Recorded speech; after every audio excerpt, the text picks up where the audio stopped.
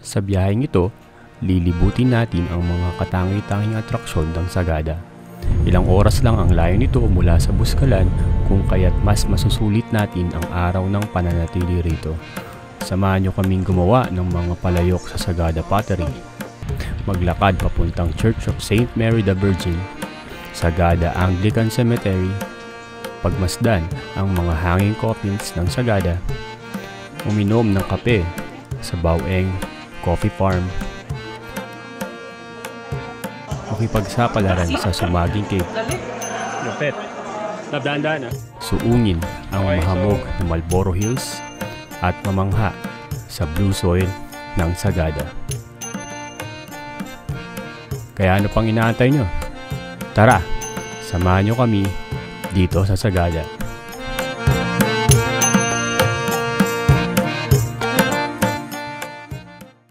Makalipas ang mahigit 2 oras ng biyahe mula sa komunidad ng Buskalan, ay narating na namin ang Sagada. Okay na ako, so we're na Sagada. Ay, malamig nga. Yung first itinerary namin is Pottery.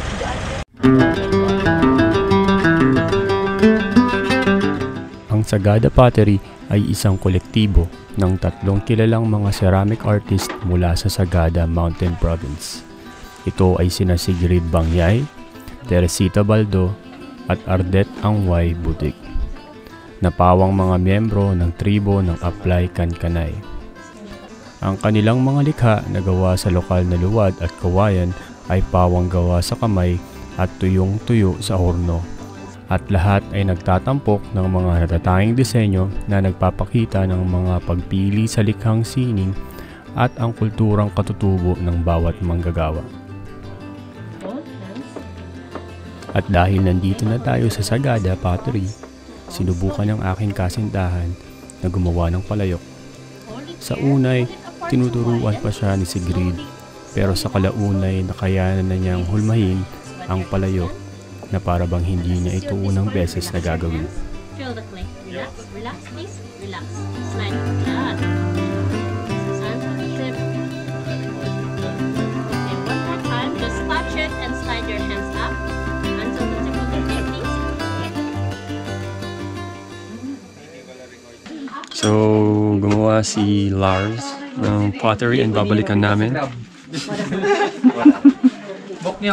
So, gumawa si Lars ng pottery and babalikan natin to within 4 months. Babalik tayo na Sagada. Binidyo ko na para pagbalik natin dito, alam na natin.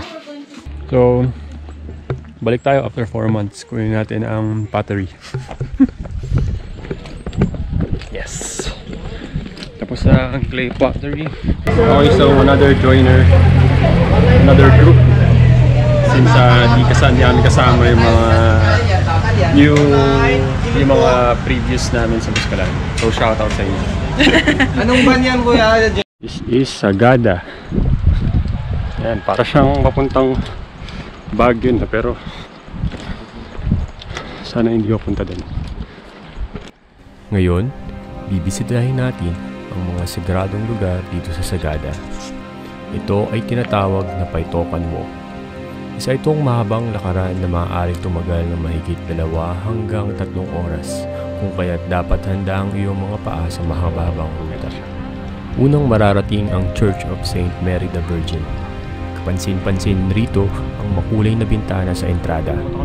Ito ay tinatawag na rose window, na kung saan sa tuwing tumatagos ang liwanag sa mga makulay na salamin ay gumagawa ito ng makukulay na disenyo na nagbibigay liwanag sa loob ng simbahan. Ang simbahang ito ay itinatag noong 1900s ng isang Episcopalian priest na nagngangalang Father John A. Staunton. Kapansin-pansin rin ang malaarkong biga ng simbahan na nagsisilbing suporta sa kabuuang bubong ng istruktura. Sa labas ng simbahan, mapapansin nyo rin ang mga nakakagigil na mga asong ito na kung saan ay pwede kayong magpakuha ng litrato. Pwede rin kayong magbigay ng kahit anong magkanong donasyon para sa kanila. Another area na pupuntahan. The Church of St. Mary the Virgin Cemetery. Ito 1970, yun 1902, 1992. So ito tayo ngayon sa cemetery. Ang Sagada Anglican ay isang public cemetery na nakapwesto sa itaas ng bundok. Dito, isinasagawa ang panag-apoy na ang ibig sabihin ay to light the fire. Ito ay isang matandang kaugalian na nagbibigay pugay sa mga patay at pinapaniwalaang ito ay nagbibigay init sa mga kaluluwa ng mga yumao.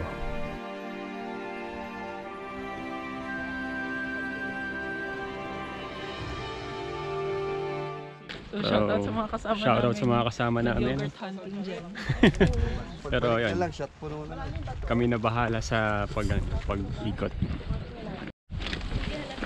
So, pababa tayo ngayon. Ito daw po ay limestone. Ayan. Ngayon, tayo yung papatuloy papuntang Echo Valley. Ang Echo Valley ay naging tanyag dahil sa mga pelikula na nagtatampok sa pagsigaw sa parteng ito ng bundok. At naging Echo Valley ito dahil sa bawat sigaw ay may pag-echo ng iyong naririnig. Parang katulad ito sa Angono. Narating na natin ang Sagada Hanging Coffins. Nakakamanghang pagmasdan ang mga kabaong na nakapwesto sa gilid ng bundok. Mapapaisip ka kung gaano kahirap ilagay ang mga ito dito. Ayon sa aming tour guide, ang mga nilalagak rito ay ang mga matatandang nagkaroon ng masaganang buhay nung sila ay nabubuhay pa. Ang mga batong ito ay mga limestone kung saan malamig sa pakiramdam kung ito'y hawakan. At ayon din sa aming guide, ay napapanalitiri raw ng mga limestone ang mga katawan ng mga yumao upang hindi ito maagnas kaagad-agad. Shoutout mga kasama Shoutout namin. natin mga kasama at sa mga may bago kaming pinunta. Coffee Farm. Matapos ang pagkamangha namin sa mga hanging coffins ng Sagada, ay dumiretso kami sa nakatagong kapihan sa loob ng kagubatan.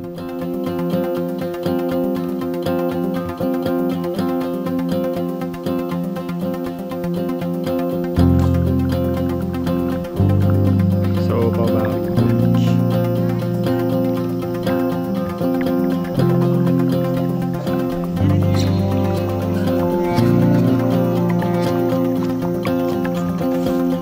So, we're now at Coffee Farm.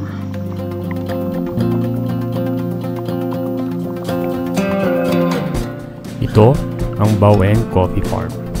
Ayon sa aming guide, ang Baweng ay isang lingwaheng Ilocano na sa Ingles ay katumbas ng Echo. Ang kapihang ito ay nag-aalok ng mga iba't ibang timpla ng kape. Dito, itinatanim ang mga kape at dito rin ay pwedeng mainom ang mga bagong hangong mga kape.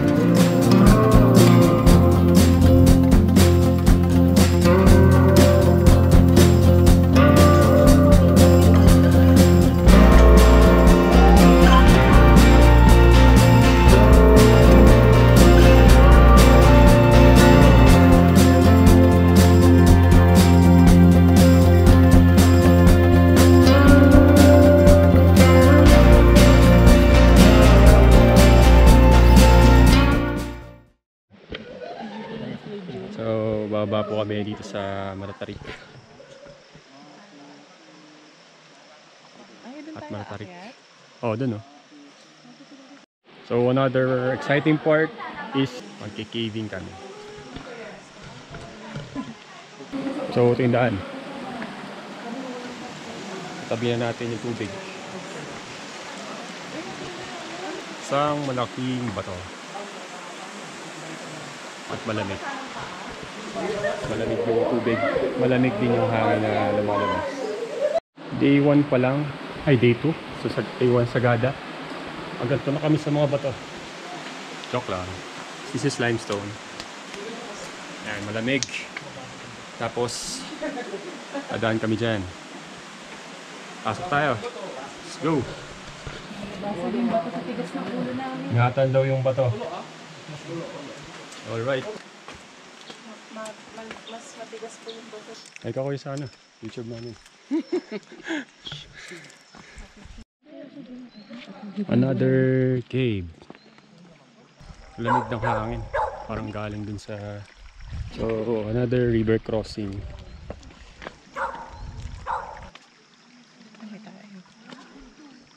Wow. Matapos ang mahigit kumulang 3 oras na lakaran, ay narating na namin ang dulo ng ruta. At yun, nakakapagod pero masaya. At nakakamanghang karanasan na mapuntahan ang mga sagradong lugar na ito. Kayo. Sa inyo. Long! Akala namin kung maningihangdo sa aming COVID eh. Maganda. Okay, so we're now regrouped. Kasama natin yung mga kasama natin. Anong labasan dito rin po? And wala tayong flashlight. Tubig meron. Flashlight.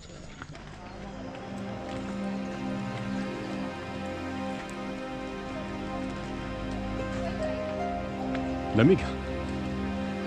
Parang yung lamig niya nasa 21 degrees, 21 to 20. Parang aircon ng office eh. Oo, parang. So this is Sumaging Cave. Sumaging. Paano pagbigas nyo kayo? Sumaging? Sumaging. Sumaging. Sumaging Cave. While in Sagada, take nothing but pictures, leave nothing but footprints, feel nothing but nothing. Alright, so merong mga stalactites. Stalactites sa taas, stalagmite sa baba. Limestone ulit. Katulad ng napunta natin kanina. Ang Sumaging Cave ay matatagpuan sa timog na bahagi ng Sagada. Isa ito sa mga nakakapigil hiningang pasyalan na inaalok sa Sagada, kung saan ang mga turista, maging ang mga biyasana o mga baguhan ay maaaring maranasan ang mga iba't ibang klaseng pagsubok sa loob ng kuweba. Inoorganisa ng lokal na tanggapan ng turismo ng Sagada ang tour at ginagawa ito para sa pangkalahatang kaligtasan. Yan. Upo muna. Ang daming paniki. Ang Sumaging Cave ay tinatawag ring The Big Cave of Sagada. Ito ay may lalim na humigit kumulang na 500 talampakan at may malawak na underground network, mga silid at mga hindi pa napapasok na mga lagusan. Madulas, lahat ito madulas. Wait lang. Ito may tubig dito. Grabe. Grabe. Nice one. Sabihin mo. See? Dali. Lupet. Upo lagi pagka mataas. Mabasa na yung puwet mo, huwag lang malaglag. First time mo, sir? Opo, first time po. Ang mga kuweba ay may mahalagang papel sa kultura ng mga tao sa Sagada. Tungkol sa mga tradisyong panglibing, inilalagay ng kanilang mga ninuno ang mga kabaong ng mga yumao sa pasukan ng kuweba. Ito ay simbolo ng proteksyon para sa mga kaluluwa ng mga yumao. Hey, right gun.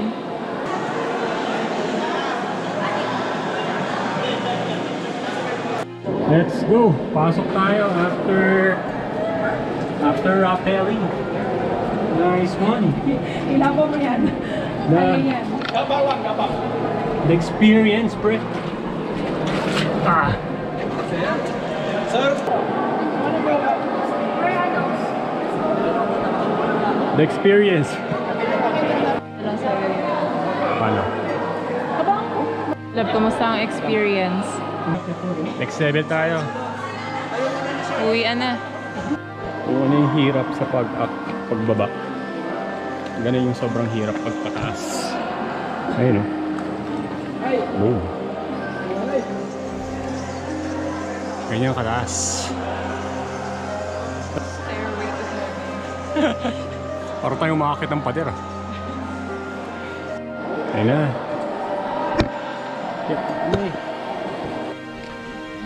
At nakalabas na kami. And we survive.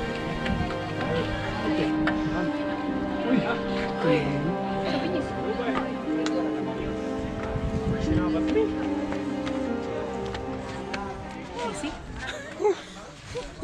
Easy. Kinabukasan, maaga kaming nagising upang paghandaan ng pag-akyat sa Marlboro Hills. 4:09 in the morning. At diretso tayo ng Marlboro Hills. Let's go. Alright, Jeep Gaming. Pagdating namin sa lugar, ay hamog kaagad ang bumungad sa amin. Maraming tao ang aakyat ngayong araw, kung kaya't pinabuti ng aming tour guide na pagpangkat-pangkatin kami upang walang maligaw sa amin.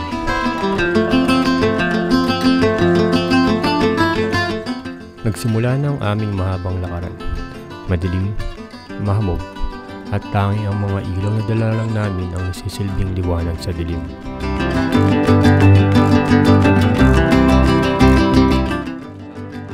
Madilim pa nang makarating kami sa tuktok ng Marlboro Hills.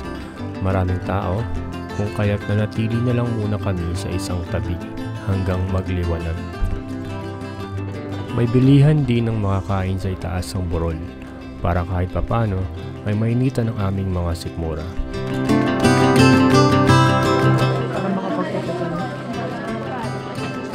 Aros kaldo ng alas 5 ng umaga sa taas ng Marlboro Hills. Tinutok mo naman sa mukha. Siyempre. Ikaw yung may birthday. May birthday.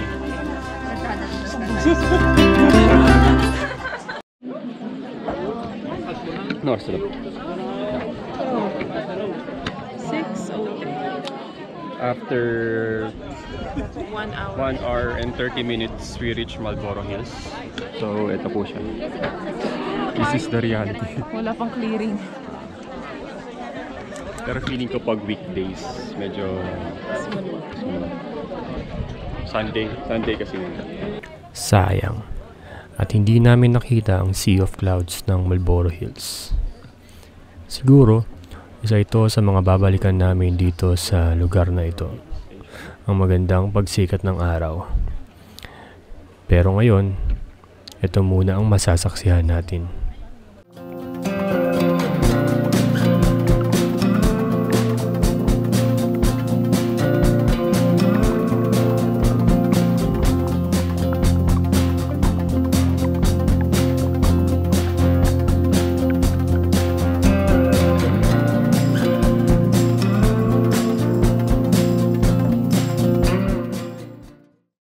Okay, so baba tayo po ba? Marlboro Hills, Monterey.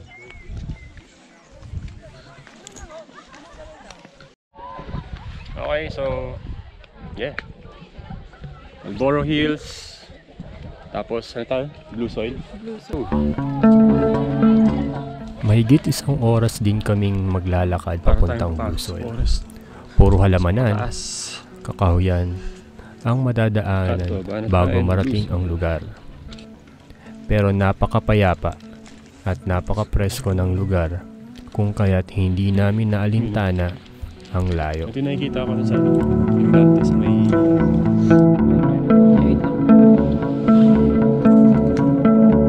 traffic sa bundok.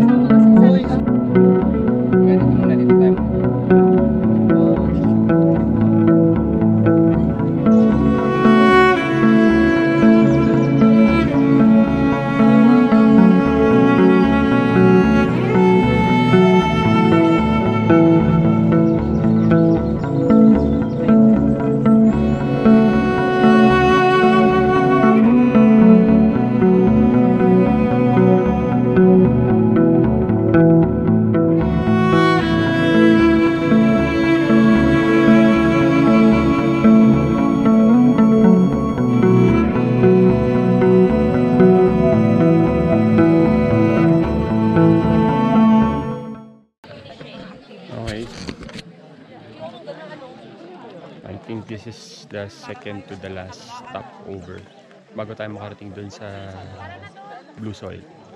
So, tipon-tipon yung mga tao dito ngayon. Yeah, so mamaya, nasa Blue Soil na tayo. Mainit na oh. Liga na. Bago kami dumiretso ng Blue Soil, ay nagbigay ng kaunting kaalaman ng aming tour guide rito at sa Marlboro Hills. Nakakamangha dahil sinabi ng aming tour guide na kung bakit pinangalan ng Marlboro Hills ang burol na iyon. Sa kadahilanang, nung unang panahon raw ay maraming ligaw na kabayo ang makikita sa lugar at isinunod ito sa isa sa mga lugar ng Estados Unidos na Marlboro County. Ang lokal na pangalan daw ng Marlboro Hills sa mga taga-Sagada ay Lamagan, na sa Ingles ay uphill. Habang ang blue soil naman ay isang natural na mineral na nagiging kulay asul kapag tinatamaan ng liwanag. Kagaya nito.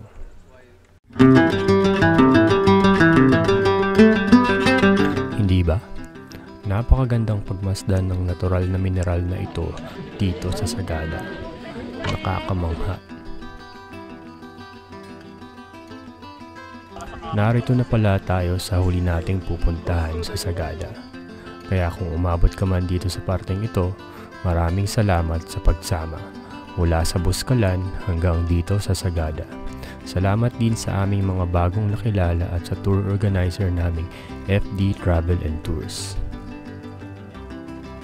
Kaya kung umabot ka man dito, pag-subscribe at like naman ang video na ito para mas marami ka pang mapanood sa hinaharap.